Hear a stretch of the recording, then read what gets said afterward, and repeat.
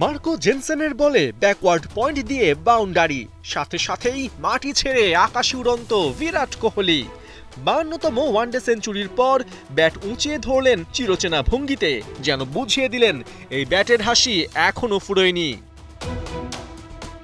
টি-20 আর test থেকে অবসরের পর অনেকেই ভেবেছিল বাকি থাকা ওয়ানডেতেও বিরাট অধ্যায় শেষ হওয়া কেবল সময়ের ব্যাপার মাত্র, কিন্তু বিরাটের পরিকল্পনা যে অন্য। সাউথ আফ্রিকার বিপক্ষে টেস্টে হোয়াইট ওয়াশ হওয়া ভারতকে বলতে গেলে একাই জাগিয়ে তুললেন। শুধু সেঞ্চুরি নয়, 120 বলে 135 রানের ইনিংসে প্রমাণ করলেন বয়সটা 37 হলেও শক্তি সামর্থ্যে এখনও তিনি টপ নচ। বিরাটের সাথে সাউথ আফ্রিকা বধে সামিল ছিলেন আরেক মাস্ত্র রোহিত শর্মা। তার ব্যাটেও ছিল 51 বলে 57 রানের ঝলক। তবে এ দুজনের বাইরেও আরেকজন ছিলেন স্পটলাইটে, ভারতের কোচ গৌতম গম্ভীর। টেস্ট টি-20 থেকে যে দুজনের অবসরের প্রেক্ষাপট তিনি রচনা করেছেন, সেই মানুষ দুটোর এমন ব্যাটিংয়ে খুশি কিভাবে হবেন?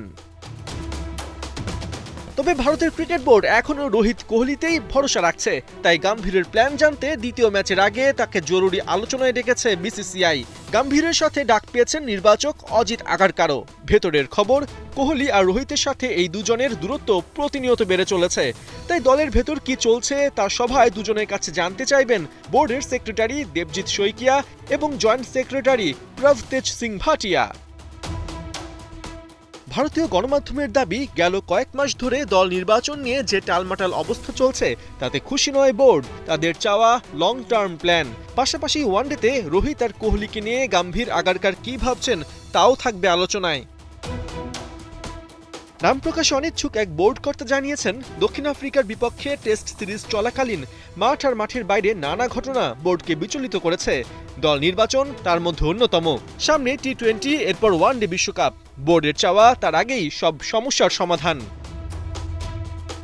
2027 বিশ্বকাপে খেলা নিয়ে রোহিত কোহলির সদিচ্ছার অভাব না থাকলেও এখানে বড় ফ্যাক্টর কোচ গৌতম গম্ভীর।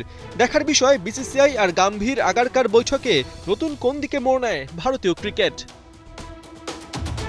পার্থ বণিক, 71।